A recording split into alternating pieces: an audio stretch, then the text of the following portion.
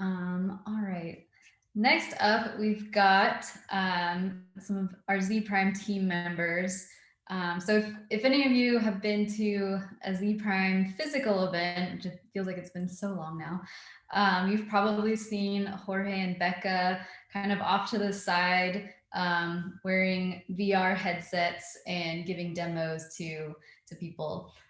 So Zpryme has an XR brand, which encompasses virtual reality and augmented reality, and it's called Froliq. We officially launched it as Froliq earlier this year. So Jorge and Becca are on they lead our Froliq team. They've developed apps for Austin Energy and CPS Energy. If you attended our virtual ETS, you might have been able to make yourself into an astronaut, and that was care of Becca and Jorge as well. So they're going to give a little demo today. We're going to be doing something different. Becca, I'll let you tell everyone what you're going to be demonstrating today. So over to you, Becca. Thank you, Erin. I'm going to share my screen really quick. There we go. So Jorge and I are going to tell you about our first passion project that Jorge actually presented at the first start. So Jorge, will you take it away? Sure. So since we're in a startup mode, when I first moved to Austin, I thought they told me, hey, if you're gonna do a startup, you should marry all your passions. And one of them was teaching dancing, and the other one was virtual reality, which I had just experienced.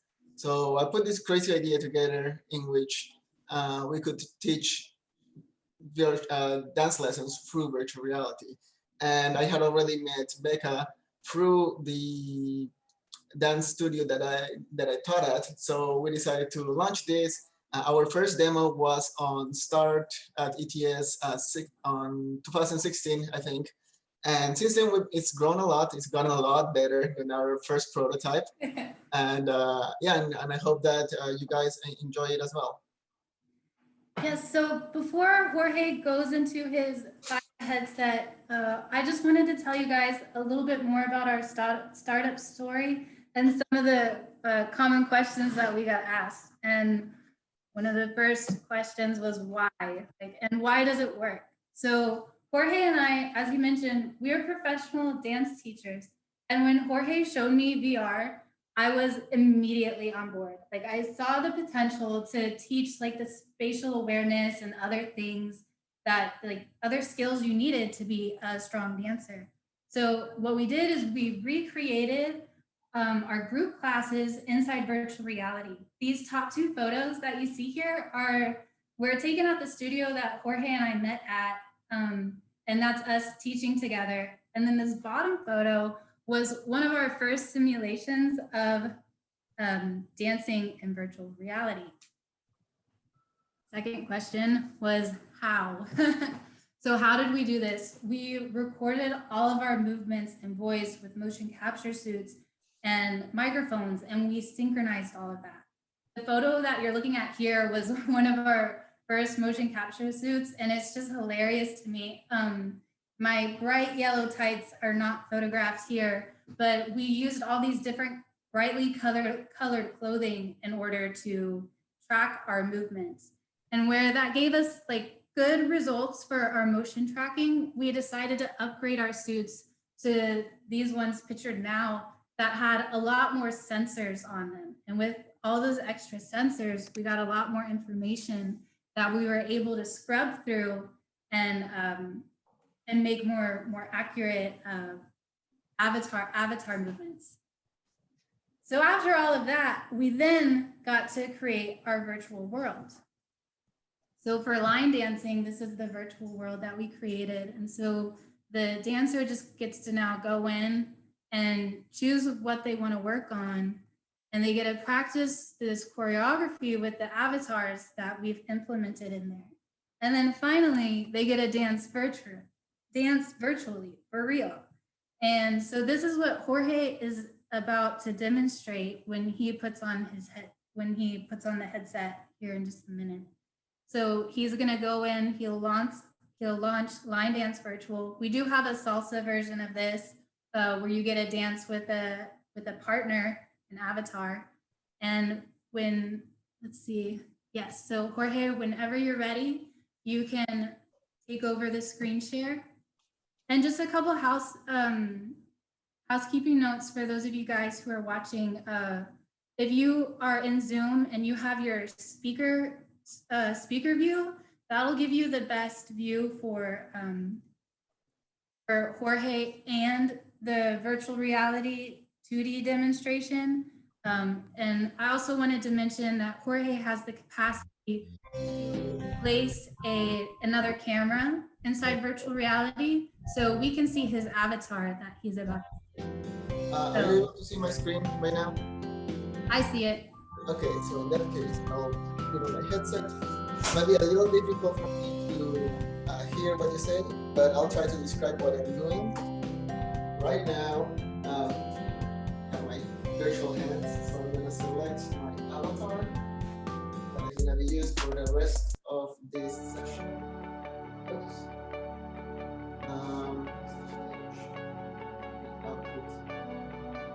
I always like this one. Really black. They say black is not a color, but it's my favorite color. Okay, so there I am, and we start this demo.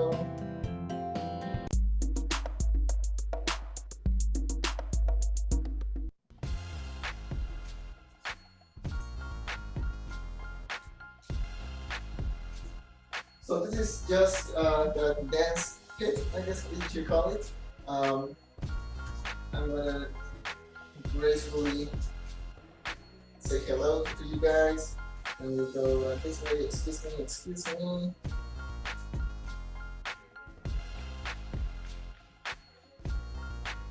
Alright, so let's start with a fundamental. Since we're gonna be going side to side, I'll start with the sideways fundamental. Now we're gonna march left and right. Here we go, starting with our left. 5, 6, 7, 8. 1, 2, 3, 4, 5, 6, 7, 8. Now to the right. 1, 2, 3, 4, 5, 6, 7, 8. And again, starting to the left. 1, 2, 3, 4, 5, 6, 7, 8. Finishing to the right. 1, 2, 3, 4, 5, 6, 7, 8. Nice job. Excellent. So with that wonderful lesson, I will try something a little bit more complex. I'm just gonna jump into not the dance bit, but this demo for this very popular line dance. There I am.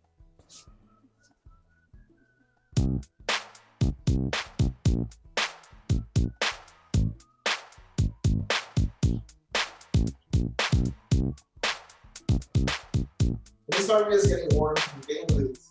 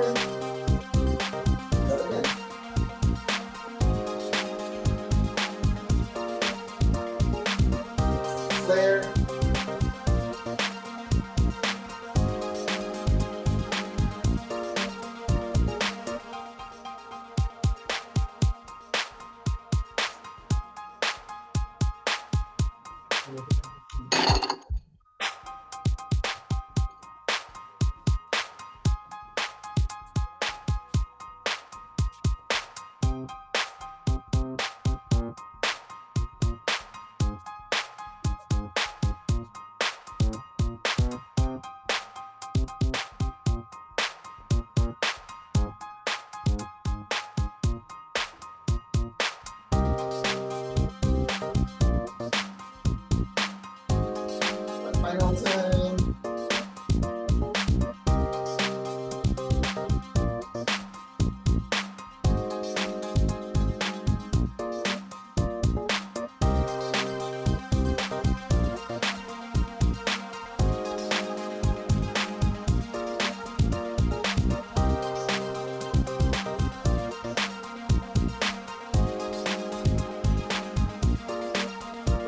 Crisscross.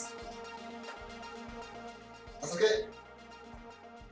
The thing about this is that we can just take the lesson again.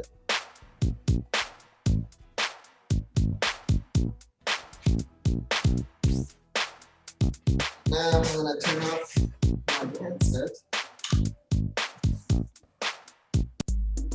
And my share screen. Perfect. Yep, that's where it all started. Welcome back, Jorge. Thank You've heard me, or yeah, if you know me, you've heard me say this 1,000 times. Jorge experienced that obviously much different than we did. We're restricted to just the 2-dimensional screen where Jorge got to move inside of the 3D space. So that was great. I'm curious, is Jason ready to announce the winners? I see him in the chat. Let's see.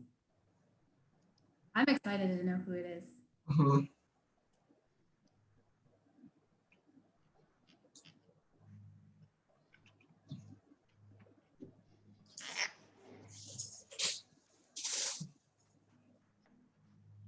If not, maybe, okay, I'll share, actually, Becca, why don't we share how our first dance experiences went?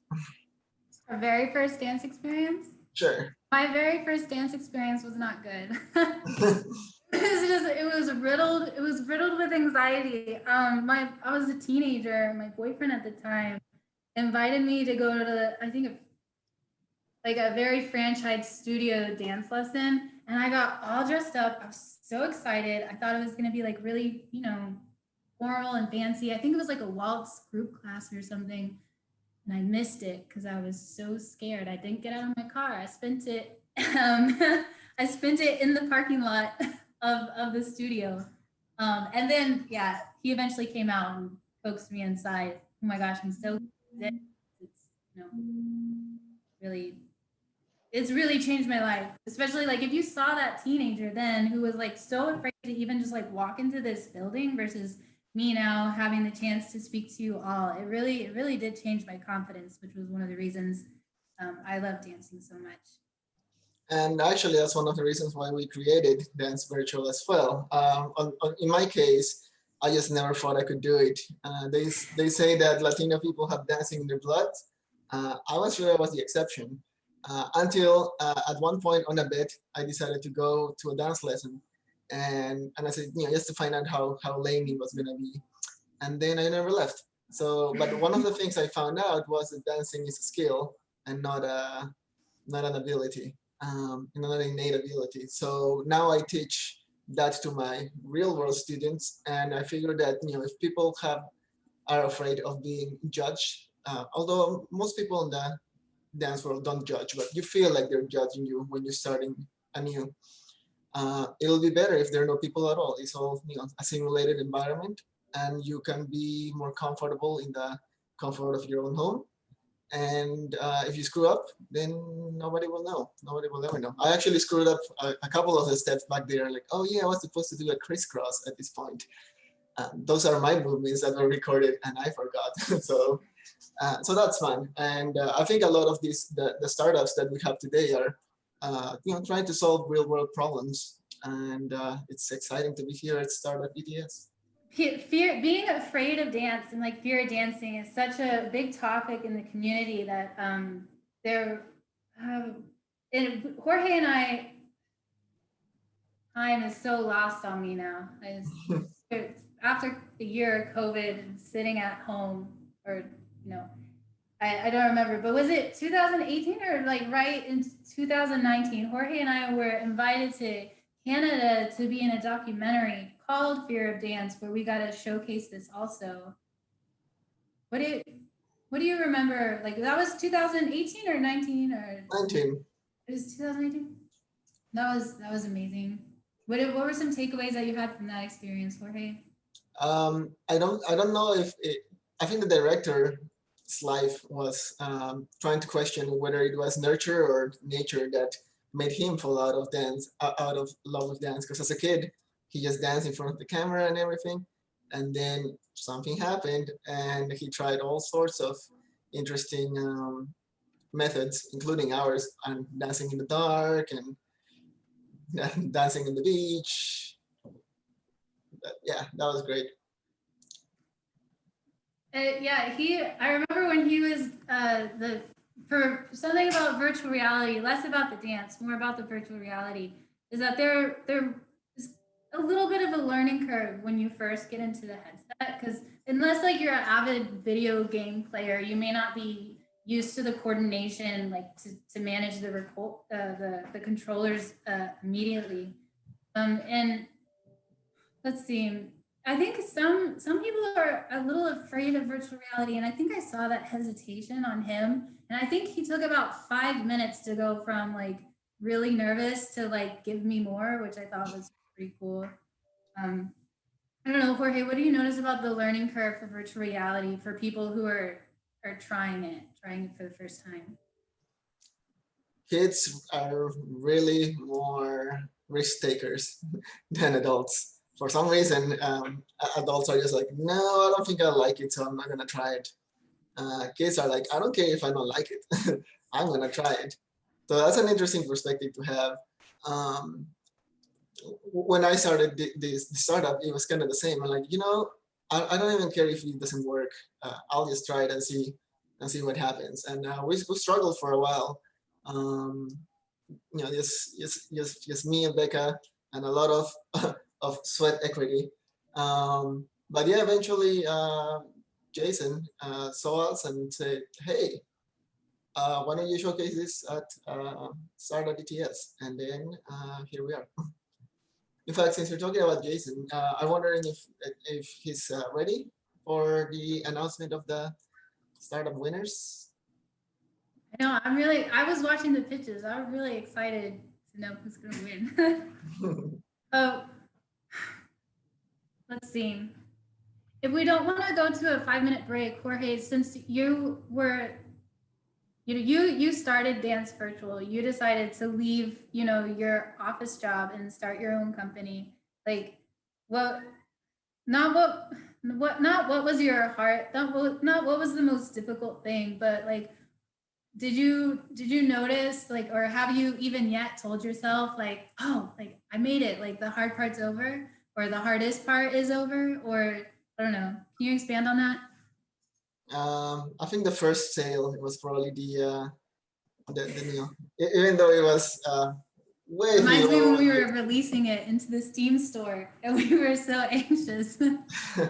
So the process of releasing a game, there's a big green button, and you think that you press it, and things are live, but then there's a confirmation dialogue, and then there's another confirmation dialogue. Like, are you sure? So it kind of killed the moment. But yeah, just finding out that someone's interested in what you spent time and effort and your ideas and your dreams doing, that is just very fulfilling. Well, we knew people were interested because we had done plenty of surveying beforehand. But yeah, to see it in real time was really exciting. That's true. Aaron,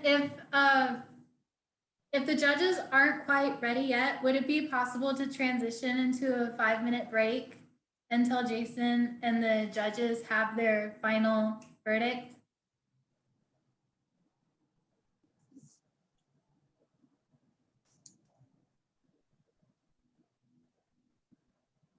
Maybe she's in the in the breakout room with them. Sure. I guess we'll just wait for the response.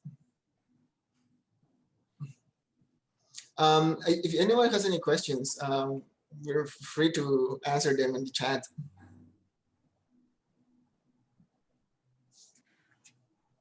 I know as soon as I recommend this, they'll be ready. Jorge, what do you think about showing like one of our other virtual reality experiences more related to utilities, like the bucket truck or something like that? Sure. I'll entertain the audiences. Yes. I'll need some time to load it up. That's cool. I know as soon as you have it ready, or right as you go into the, they'll be ready, of course. It's all good. So, okay, I'll turn off the music.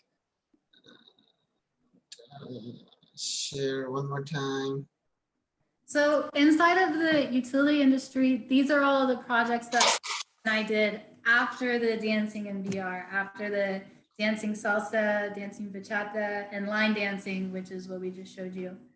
So I'll be quiet now, and then Jorge, if you just want to load the bucket truck, which was a training / gamifying, removing a stick from a power line.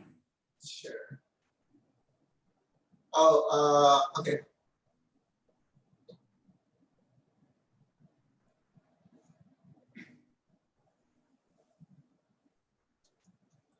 So we're here in the city, and we are getting close to this bucket truck, real size bucket truck, putting on my security harness, helmet, and outfit. There we go. I have invisible hands, and now I have safety gloves.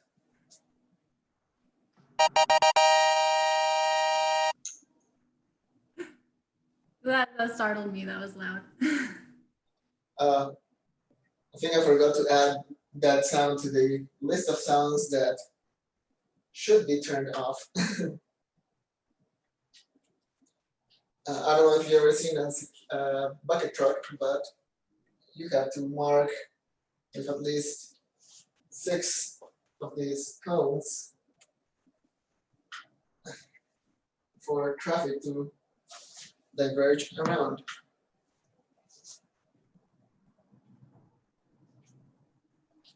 Here we go. That's one.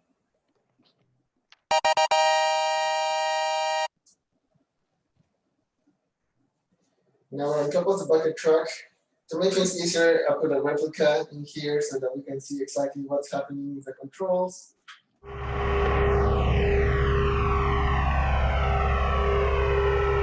want to go is to take out that twig.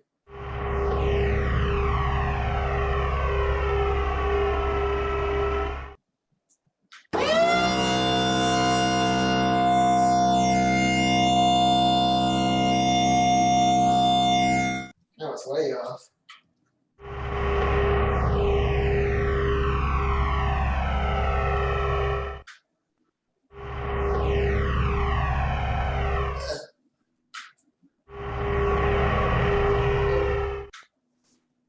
Prepare one more time for that. Ta-da. Excellent. Awesome. I just got word. They are ready. All right. In that case, I shall stop sharing my screen. Well, thank you all for listening in and seeing 2 of the projects that we worked on. Thank you, everyone.